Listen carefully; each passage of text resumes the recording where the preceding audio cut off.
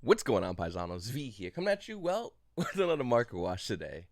So the YCS is finally concluded, and a couple of things we do know. One, the attendance was kind of low compared to what it should have been. I mean, you think about 2 years of no Yu-Gi-Oh events, you expect that place to cap out. It was about, I think, 1,055 plays, if I'm not mistaken. Still a good number, don't get me wrong. I mean, then again, it's after 2 years of no YCS events, but yeah, it's kind of all over the place. I will say, though, Prank Kids just dominated. I mean, it was probably the most represented deck in the room, and of course, it's the deck that actually won the event. Well, you know, of course, the finals were a little bit wonky, if anyone that did see it, but it doesn't deter Prank Kids from being one of the most dominant decks in the meta. It is. It 100% is. Looking at cards like Prank Kids Place, it's still relatively cheap. Prank Kids Duel used to be like $2, now it's $7, and the rest of these Prank Kids cards are starting to rise in value. Of course they are. Once again, Prank Kids has shown right now that is the dominant deck, and they have about 72 hours until a new challenger comes. Albatross Strike's going to appear in the scene, and to be honest with you, we don't know what's going to happen. I'll be the first to say it. I've been practicing with Albatross for about a year, and I have zero idea if Albatross could take on Prank Kids head-to-head time and time again. And that's where things are going to get a lot more interesting in about 72 hours. Skystrikers, though, topped the event. I think it was a surprise to everybody except you and me and everybody who watches this channel, because I've been talking about nonstop how Strikers is probably one of the best underdog decks in the meta. It's a deck that a lot of players see it as, and they go front end, they go, whatever, I could take it on, but they forget Strikers have a huge array of cards they can easily play around. They can play Mystic Mind, they can play They're Gonna Be One, and they can easily shut down your board, and they'll take a lot of free game ones to a lot of opponents. Skystrikers right now obviously are still relatively high in price point, but it's definitely a deck that's going to last up until, I would definitely say, well, around Nationals time. Throughout the summer, I still think Strikers is going to be a relevant deck. More importantly, Strikers is getting more support. This deck has been around for a very long while. It's gotten a ton of max review support in the form of OTS Ultimate Rares, as well as like the Super Rares, alternate art versions of Kagari. I mean, it's been around, and Strikers are still going to be around. If you said, hey, listen, I want to take one deck and I want to play it for the rest of this year, and maybe even next year and the year after that, I would say your best bet is Skystrikers. Once again, we don't know if Konami's going to be hitting this on the ban list or not, but it's definitely questionable at the very least. So, Elitch was another deck that kind of caught a lot of people off guard as well. Elitch, for the most part, is a mid-range deck. What's a mid-range deck doing in a meta right now that's heavily dependent on dropping Scythe on your opponent and then killing them the following turn? Or going Prank Kids Battle Butler, nuking their board. Well, Elitch doesn't see it that way. For the most part, this deck doesn't care if you Scythe them. It does not. And I think that's what landed Elitch into such a successful position, where they would just play Skill Drain, which it does hurt, doesn't really kill Prank Kids, but it does hurt to a degree. It plays strategically, but more importantly, other cards like Elder Golden Lord, Golden Land, Elixir, these all got reprinted, so now they're easily accessible. Pair that with the recent reprint of Skill Drain, and you got players playing cheap Elitch decks, smacking people left and right. Once again, you Scythe them, it doesn't matter. You have to plant your Lancia if you still play Lancia. So, I think Elitch had a huge opportunity to dominate this meta. I would argue they probably, if we went everything, in a perfect world, where Yu-Gi-Oh! Was done perfectly, I think Elitch could have won this YCS. And I'd love to know what you think about this in the comment section down below. I'm not a big Elitch player, but you give respect to where it's due. I think Elitch can beat Prank Kids 9 out of 10 times. It played on a straight level. So, once again, I'd love to know what you think about that in the comment section down below. Mystic Mind obviously is the blowout card of the weekend. It's coming back. Yay. Now, as much as I used to hate Mystic Mind, and I still hate Mystic Mind, don't get me wrong, I don't like this card. But one thing I gotta admit, in a meta in which people are artifact sign people in the face, those who have artifact sign in the deck cannot say nothing about Mystic Mind. They lose the right to complain about mine if they have Scythe. Oh, your lock is bad, but my lock's okay? It makes no sense if you think about it. And even though I don't like Mystic Mind, and I don't like Artifact Sign, and I really wish the bans came today for these cards, I will say Mystic Mind happening right now in decks like Skystrikers is an excellent answer. We're seeing Striker players play Cosmic Cyclone to get rid of the Draco back, so every deck has no answer to Mystic Mind. They literally knock your knees from your legs, and you fall to the floor, and they mine you. That's what that deck does, and Mystic Mind definitely showed throughout this weekend. People, like I said, people that complain about Mystic Mind make no sense to me if they're playing artifact side. Oh, I'm honorable. I'm just side flocking you. Like, it makes no sense. Going to Alibur the Jester Despia. Now, this card obviously is... It's getting a reprint. We know that. It's getting a reprint, so it should be cheaper. And technically it is. It's $94. Remember when it used to be over $100? It's only $94. It's cheap.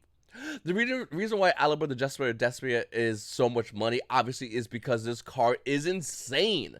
This card does so many things, and it would be if it was just like, if it only had a first effect where you can add a branded spell, but that second effect is really relevant.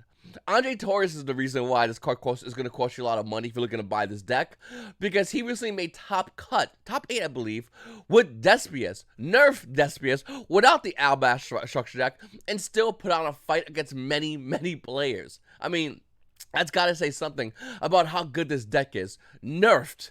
With the structure coming out within, once again, a day if you have an official OTS store, or 2 days to 3 days, depending where you go, Despias is definitely going to be on the radar of every single player. Don't know what it does? You become the buy. That's literally how simple it becomes. I'm not going to explain what the strategy of Despia or the crazy plays this deck can easily do. You can look at the cards, you can read it for yourself, and if you don't respect my deck, you will lose to this deck. That phrase has never had more meaning to Despias. There are a crazy amount of players, and seriously, are you one of them? Let me know. Or do you know people who are, that just don't know what this deck does? And this deck does it a lot. And I'm not gonna sit there and hold your hand and just do this one of these like, it's okay, I'll teach you how to beat me. I'm gonna say, here's my card. What does it do? Read my card. I don't care. I could burn you in time. You forgo your knowledge of my deck. You are the buy. That's the way I'm seeing it. And I think everyone playing Despia should look at it that way. If you're gonna hold your opponent's hand and walk them through a beautiful meadow that is Despia and explain everything about Despias, they should have learned about the deck themselves. They should have bought it. I'm not teaching nobody nothing when it comes to this. Now, when I stream Despias, I talk about it on stream. Yeah, I'm a YouTuber. Of course I'm going to do that. And maybe I'll start streaming it because I really look forward to doing that. But if you're in a tournament, if you're going to regionals, you have no right in telling your opponent how to play your deck. You can read the cards. They can read it for themselves. The time's ticking. No big deal. We have Masquerade. We don't care. That's the way I see it. And once again, let me know if I'm wrong in this. Let me know if we're supposed to tell everybody every single effect of Despias. Let me know if we're going to tell them when we activate Brandon Red so they can get ready for it. Just let me know. Just let me know and let me know if I'm wrong. I don't think I am. And I do think Despias, and obviously Alibur Despias itself, is obviously crazy high in price point. I mean, look at this card, Quiteris. This card is crap, but it's a one-of. And sometimes it's useful, sometimes it's not useful. But right now, it's $18. Why? Because it's hard to get. I bought a playset of this card for $1. Dramaturge Despia is a card I think will eventually not be in Despia main decks. I think in the beginning it might be in some, but ultimately I do believe this card will phase out. Dramaturge Despia right now is roughly around $13. Once again, this card was like $1. Brand opening is a must-have card. No doubt in my mind, you need 3 of this card. It's a super rare, that's $12. Despia's be a money. Even crazy is when you look at Battle of Chaos, the recent set that we have, and Guardian Chimera has finally surpassed Solution to Chaos. Solution to Chaos was probably one of the most best dominant cards, relatively new cards, and a lot of decks this past YCS, and Chimera came out of nowhere and said, no, I'm the new dominant card. You don't need boss monsters. I'll be a boss monster. One thing I want to say with Despia players, someone commented about DPE and Despias, and I'll be honest with you, I've been testing DPE and Despias, and I'm not sure if I'm fully changed, but I understand why they will see that being a good card, at least that, and I might even test it out further, because there might be a place for DPE and Despias at the moment, though I will say I don't think it'll be for long. I do think it's not bad, but is it good? I'm in that weird in-between, and I'd love to know if you're using DPE in your Despia build.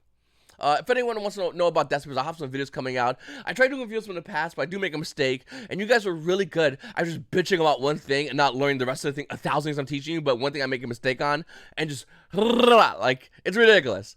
But I will say, I do think that there's a lot to talk about with Despias. It's a huge deck, because it's purely mid-range. It has a big first turn, but it will play you turn 3, 4, and 5, no problems. And I think it's a deck that needs a lot. Like, if you asked me to explain Shadows in one video, I just couldn't. I couldn't. That's why I made so many videos, because it's impossible to. And for Despias, it's even bigger, because I think it's new Shadows. Let me say this real quickly for all my Shadow viewers. A lot of people are wondering when I'm going to make a Shadow video. Despias is the new Shadows. We can play Wind and Despias, by the way, and I might have a video talking about that as well.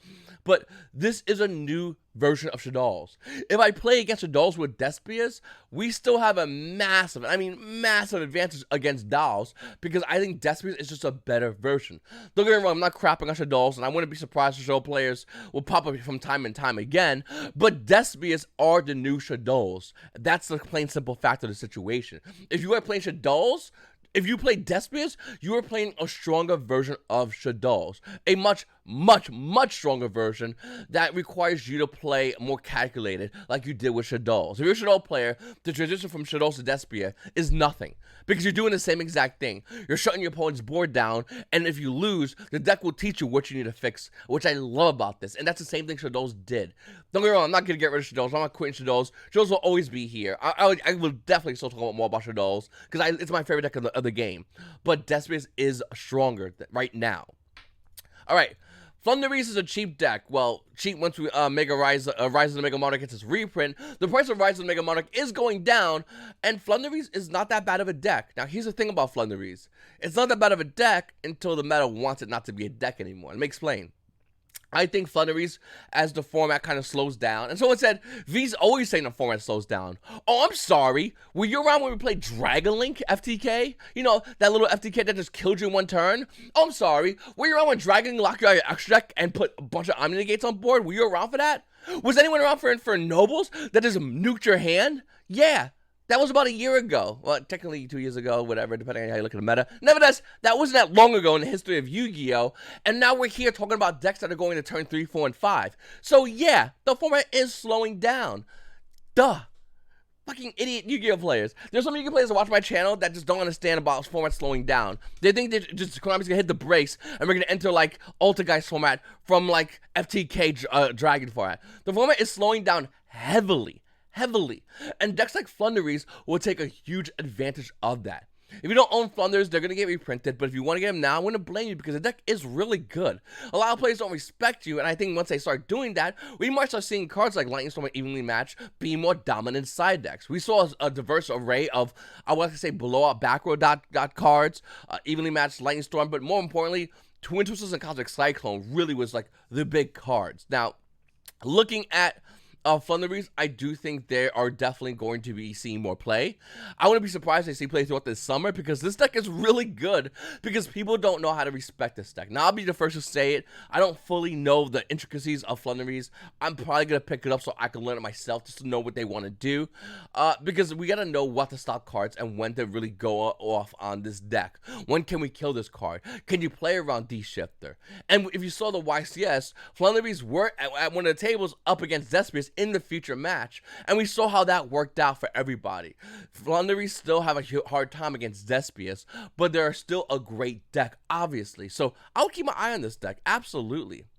So card prices have been going up recently. Teardrop of a Queen is it's just money. We also got Mardell generated a Boss of Light. Once again, it's money. It's plant cards. More plant cards. We got Glamour. Blah. Yeah, that card's money. And Personal Spoofing's right up in value, which I don't understand. I guess people are trying to go to Ulti Guys in order to battle like Despias, which is not a bad idea, but you lose to so many other decks. That's the problem. I think Ulti Guys has a good Despia matchup, just like Ulti Guys has a good Shadow matchup, theoretically. But Ulti Guys has a terrible matchup against a lot of decks in the meta. And I love Geist, but we'll have to see. Another reason why we might see cards like Personal Spoofing go up in value is because part of Extravagance is getting a reprint, which means Geist players can play that card. So that might be a reason why as well. Oh yeah, another card. Caraway Champion is in the process of being bought out. Sure. I mean, alright. Shining Victories 2017 Mega Pack. I actually have a playset of Shining Victories of this card, just because I like wrestling. Do you? Anyway. Alright.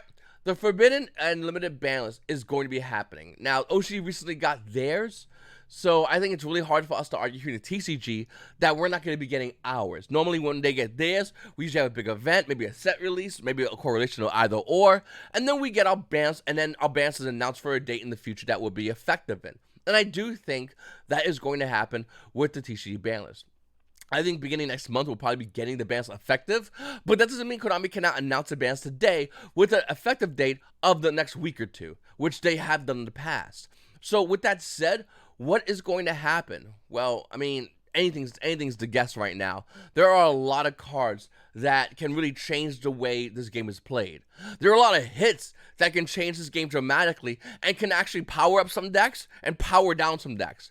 The crazy thing about Yu-Gi-Oh! Is we kind of can guess what it is, but we will never be 100% what it is, if you know what I'm saying. What I mean by that is, if we say Artifact Slide gets hit, it's going to hurt a lot of decks. Of course it is.